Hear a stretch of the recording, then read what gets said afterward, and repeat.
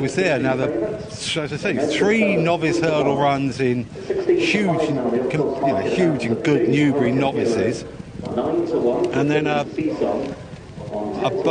handicap debut on pretty testing ground at Plumpton when only 7-2, so things didn't go terribly well there.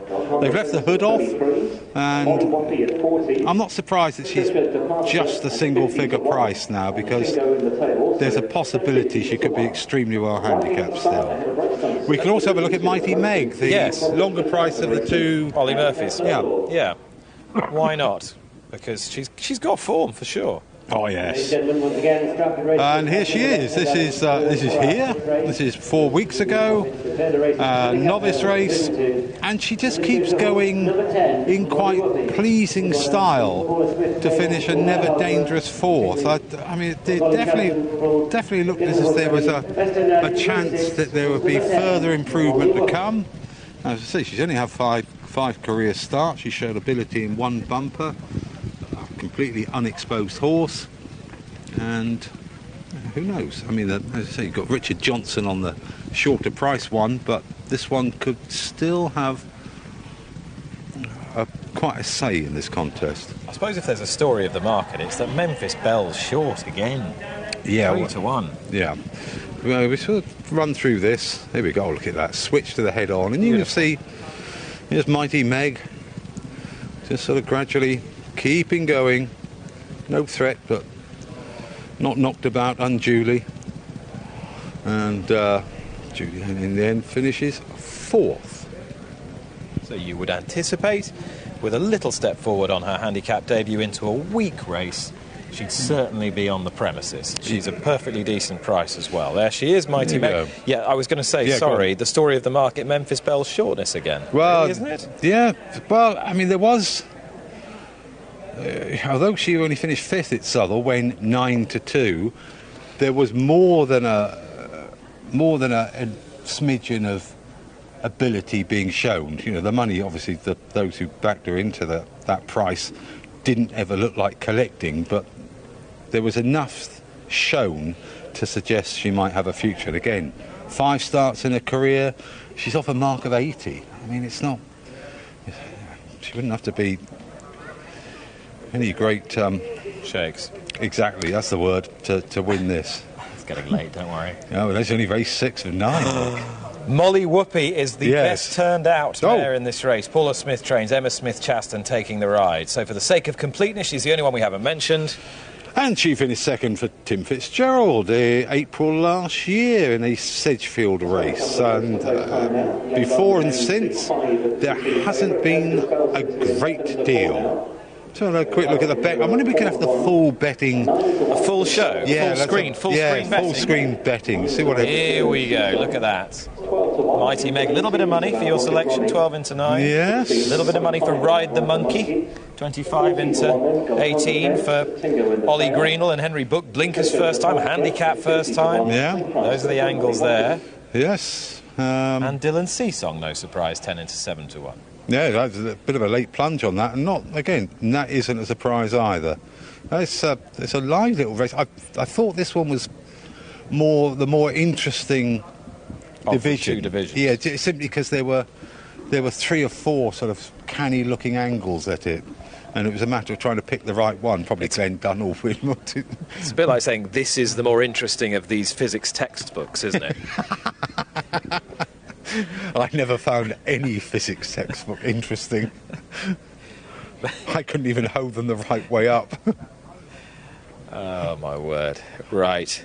Glenn Dunn is the 9-4 favourite for James Eustace and Jack Quinlan. Memphis Belle's been backed again. Hurricane Hero 4-1.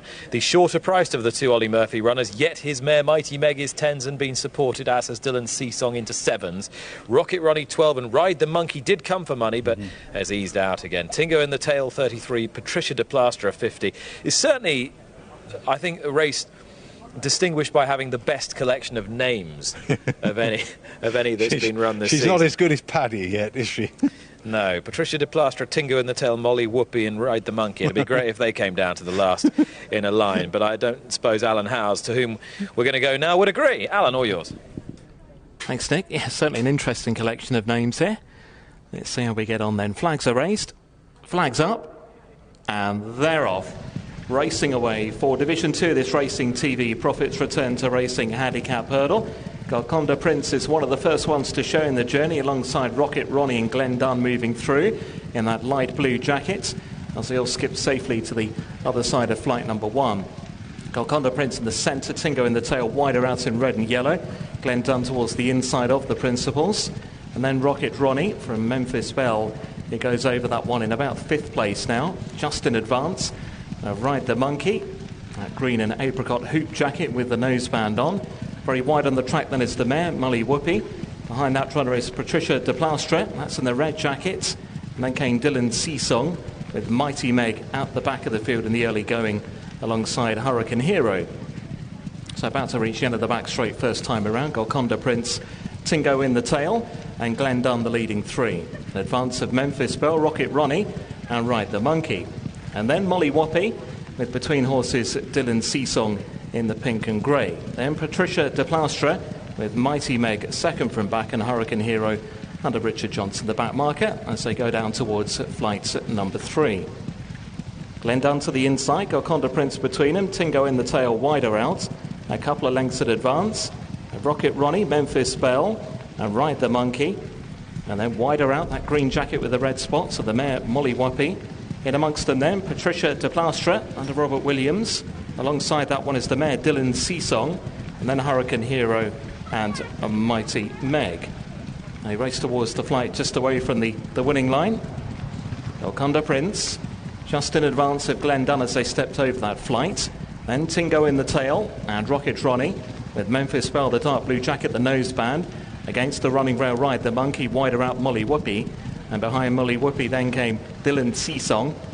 And in amongst horses there, Hurricane Hero scraping paint up the inside from Mighty Meg, and then Patricia de Plastre in the red jacket just about last now as they take the flight on the side of the course. Golconda Prince landed there with Glen Dunn for company on its inside, and Tingo in the tail remains right there to the outer. Memphis Belle will make the next bend in 4th.